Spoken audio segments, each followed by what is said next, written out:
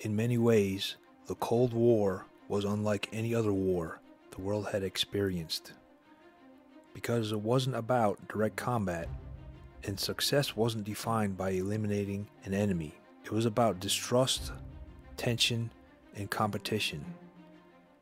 And the arms race illustrated the intensity and severity of what was at stake.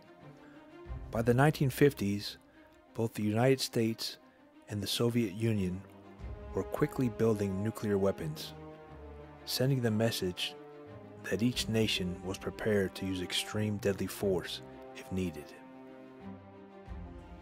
So what does a pyramid in the middle of nowhere have to do with this? What was the Stanley R. Michelson Safeguard Complex? What was its purpose? And why was it only operational for one day? Let's try and find out. Hello, I'm Mike Droberg, a Marine Corps veteran, filmmaker, history enthusiast, and investigator of the supernatural. And we will answer these questions on today's episode of Forgotten History.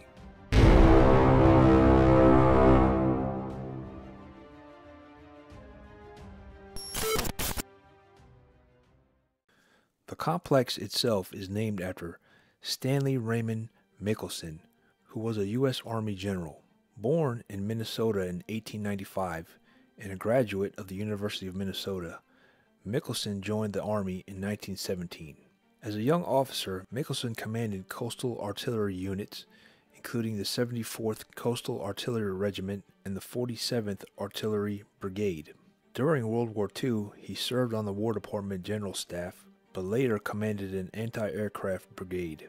In 1943, he was assigned as the commandant of the Anti-Aircraft Artillery Training Center at Fort Bliss, Texas. From 1947 to 1949, he was the assistant commandant of the Army Field Artillery School. From 1952 to 1957, he was the commanding general of the U.S. Army Air Defense Command. He retired in 1957 at the rank of lieutenant general.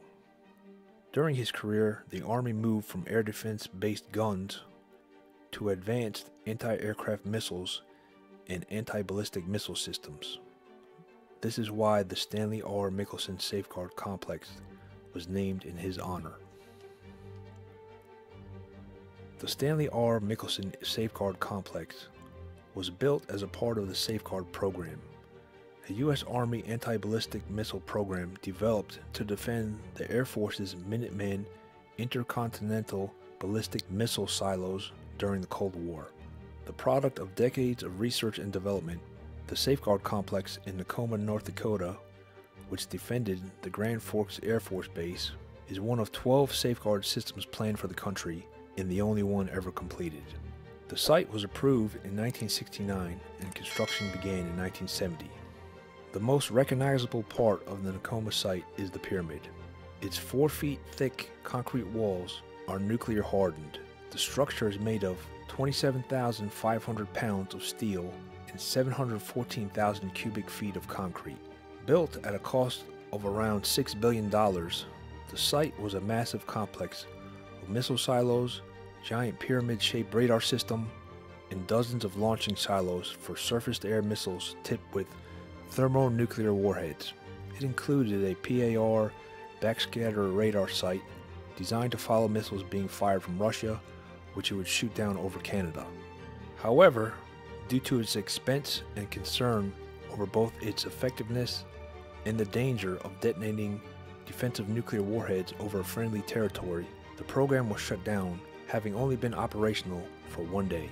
The Safeguard program was a collaborative effort of 20 years of research. Not everyone believed in its mission, or even the idea that the program had one. The 1975 article from the New York Times reported that its Senate critics came to charge that it was a system in search of a mission. The story mentioned it was technically infeasible to provide an area-wide defense for American cities against a Russian missile attack. On November 24, 1975, the El Paso Herald-Post published that the first of 12 planned bases was essentially used as a bargaining chip with Russia. Russia was purportedly impressed with the base in North Dakota. The Kremlin saw what that $5.8 billion was buying and agreed to limit Russia and the United States to one anti-ballistic missile site each, thus saving the United States untold billions. Seen in that light, Safeguard was a multi-billion-dollar bargaining chip that perhaps worked. Today, the pyramid's massive tunnel systems are flooded. It is a military-industrial shell in the middle of nowhere, a remnant of what could have been. While visitors are not able to explore the pyramid or enter the grounds, photos can still be taken from the gravel road outside the gate. The pyramid is just outside the tiny settlement of Nakoma, North Dakota. There's a small store, restaurant in town, and not much else. The nearest gas station is in Langdon, about 19 miles away. The site sits 40 miles from the Canadian border. Biggest waste of taxpayer money? Perhaps. Thanks for watching today's episode of Forgotten History. Please like, share, and subscribe. Send us your questions or comments, and we'll get back to you as soon as possible. Let us know if you have any show ideas. We're always looking for new topics to discuss, and we'd love to hear from you. Thanks again. Until next time.